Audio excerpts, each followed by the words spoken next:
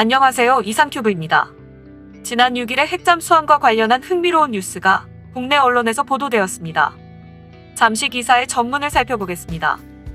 핵 추진 잠수함 개발에 본격적으로 나선 정부가 미국의 잠수함 운용에 필요한 해결료를 구입하고 싶다는 의사를 밝혔지만 미 정부가 일단 난색을 표한 것으로 전해졌다.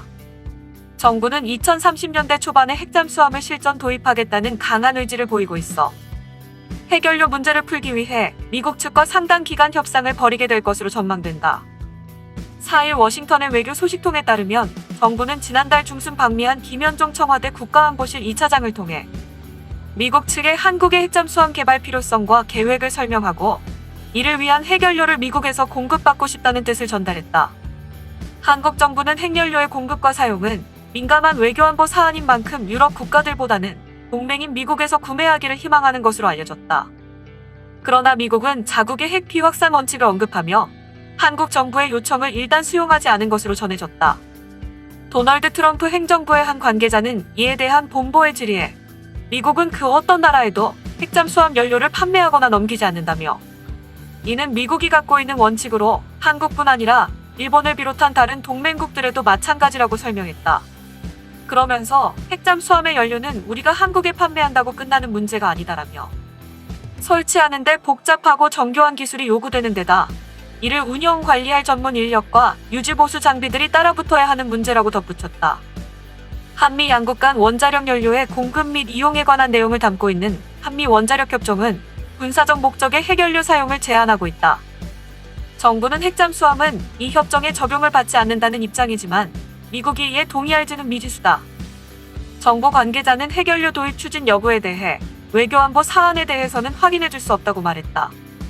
문재인 대통령은 취임 전인 2017년 4월 대선 후보 초청 토론회에서 한미 원자력 협정 개정을 통한 핵잠수함 도입을 언급했고 이후 현 정부의 핵심 전력 증강 사업으로 추진되었다.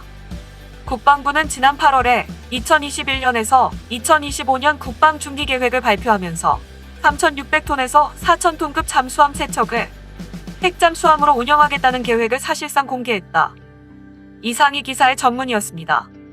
약간의 설명을 덧붙이면 문재인 대통령은 선거 공약 중의 하나였던 핵잠수함 건조 계획을 추진 중인 가운데 김현정 청와대 국가안보실 2차장이 지난 7월 국내 시사 프로그램에 출연해 한국의 차세대 잠수함은 원자력 추진이라고 언급해 눈길을 끌었지만 핵잠수함을 건조하는 데 걸림돌은 농축 우라늄을 어떻게 안정적으로 입수하느냐입니다.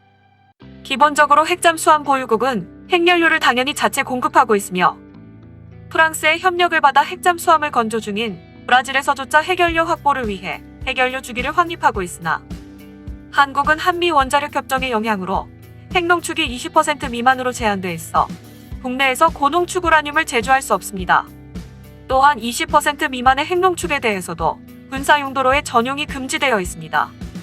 이것이 한국의 핵잠수함 건조를 오랫동안 막아온 걸림돌이며 한미 원자력 협정의 개정이 이루어지지 않으면 한국의 핵잠수함 건조는 불가능하지만 우리나라 정부는 핵잠수함의 동력을 위한 원자력의 사용은 한미 원자력 협정이 적용되지 않는다는 입장을 미국에 내세우고 있습니다. 또한 국내 언론에서는 저농축 우라늄을 동력으로 사용하는 최신 핵잠수함은 프랑스의 바라쿠다급 잠수함이 있으며 따라서 우리나라의 핵잠수함의 모델은 프랑스 바라쿠다급이 될 것이라고 보도되고 있습니다. 다만 억지로 한미 원자력 협정을 무시하고 핵잠수함 건조를 추진하게 되면 미국과 충돌을 일으킨다는 인상을 줄 수도 있어서 우리나라 정부는 핵잠수함에 필요한 해결료를 국내에서 조달하는 것이 아니라 해외에서 조달하는 것으로 방침을 전환한 것으로 보이며 이것을 두고 국내 언론은 미국의 저농축 우라늄 공급을 타진했다고 보도한 것입니다.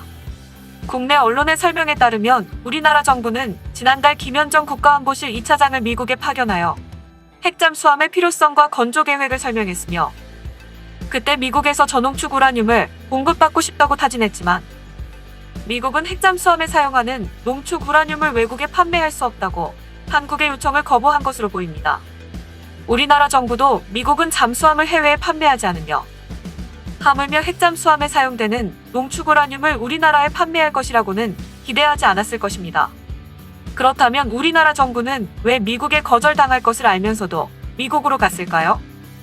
표면적으로 보면 핵잠수함 건조 동의를 미국으로부터 끌어내기 위해 미국의 해결료 공급을 의존한다라는 것을 내비친 것으로 보입니다. 핵 잠수함의 건조를 위해 미국의 관리와 통제를 수용할 의사를 한국이 내비친 것으로 보이지만 아마도 우리나라 정부는 미국이 해결료 공급을 거절할 것을 예상하고 있었으며 이번 해결료 공급 타지는 한미 원자력 협정의 개정을 위한 포석일 가능성이 상당히 높습니다. 요컨대 한국의 핵잠수함 건조 자체에 반대하지 않는 미국이 해결료 공급을 거절했으니 한미 원자력 협정 개정에 동의해달라고 압박에 들어갈 것입니다.